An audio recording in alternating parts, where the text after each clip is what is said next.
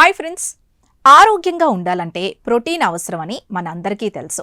కానీ ప్రస్తుతం ఆరోగ్య సంస్థలు సూచిస్తున్న ప్రోటీన్ పరిమాణం నిజంగా సరిపోతుందా? చాలా మంది భావిస్తున్న దానికంటే మన శరీరానికి ఎక్కువ ప్రోటీన్ అవసరం కావచ్చని తాజాగా ఒక విశ్లేషణ చెబుతోంది. ముఖ్యంగా వృద్ధాప్యంలో కూడా ఆరోగ్యంగా చురుగ్గా ఉండాలంటే ఆహారం, వ్యాయామం విషయంలో కొత్తగా ఆలోచించాల్సిన అవసరం ఉందని నిపుణులు సూచిస్తున్నారు. అసలు వారు తేల్చిందేంటో ఇప్పుడు తెలుసుకుందాం.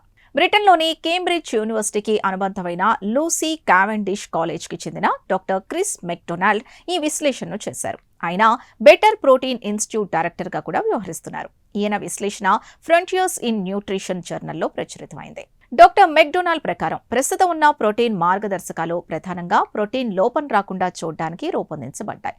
అయితే ఎక్కువ కాలం ఆరోగ్యంగా జీవించడం, శారీరక బలం, మానసిక చురుకుదనం, స్వతంత్ర జీవన శైలిని కొనసాగించడం వంటి లక్ష్యాలకు ఇవి సరిపోకపోవచ్చని ఆయన చెబుతున్నారు. ఈ విశ్లేషణలో వ్యాయామం ప్రాధాన్యతను కూడా ప్రస్తావించారు. నడక, పరుగు, సైక్లింగ్ వంటి ఏరోబిక్ వ్యాయామాలతో పాటు బరువులు ఎత్తే రెసిస్టెన్స్ ట్రైనింగ్ ని కలిపి చేస్తే మరింత ప్రయోజనం ఉంటుందని పేర్కొన్నారు.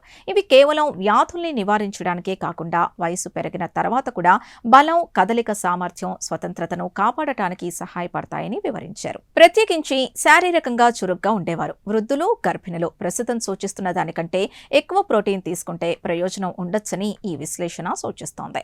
అలాగే అధిక ప్రోటీన్ ఆహారం ఆకలిని నియంత్రించడం ద్వారా బరువు తగ్గడంలో కూడా సహాయపడే అవకాశం ఉందని పేర్కొన్నారు. అయితే ఎక్కువ ప్రోటీన్ అంటే కేవలం మాంసాహారం మాత్రమే కాదని డాక్టర్ మెక్డొనాల్డ్ స్పష్టం చేశారు. సరైన ప్రణాళికతో శాకాహారులు కూడా అవసరమైన ప్రోటీన్ ని పొందవచ్చని తెలిపారు. ప్రస్తుతం ప్రపంచవ్యాప్తంగా అనేక మంది వీగన్ అథ్లెట్లు, బాడీ బిల్డర్లు పూర్తిగా మొక్కల ఆధారిత ఆహారంతోనే మంచి ఫలితాలు సాధిస్తున్నారని గుర్తు చేశారు.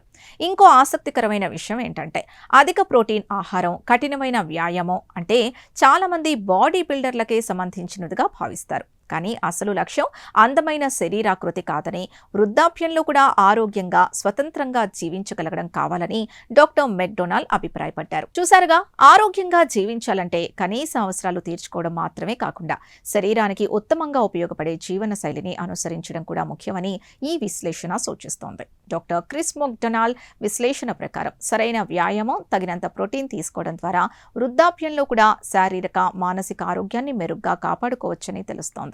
అయితే ఎంత ప్రోటీన్ అవసరమనే విషయం వ్యక్తి వయసు, ఆరోగ్య పరిస్థితి, శారీరక శ్రమపై ఆధారపడి ఉంటుందని గుర్తుంచుకోవాలి. ఈ ప్రత్యేక కథనంపై మీ అభిప్రాయాన్ని కమెంట్స్ ద్వారా తెలపండి. వీడియో నచ్చితే లైక్ చేసి ఛానల్ని సబ్స్క్రైబ్ చేసుకోండి.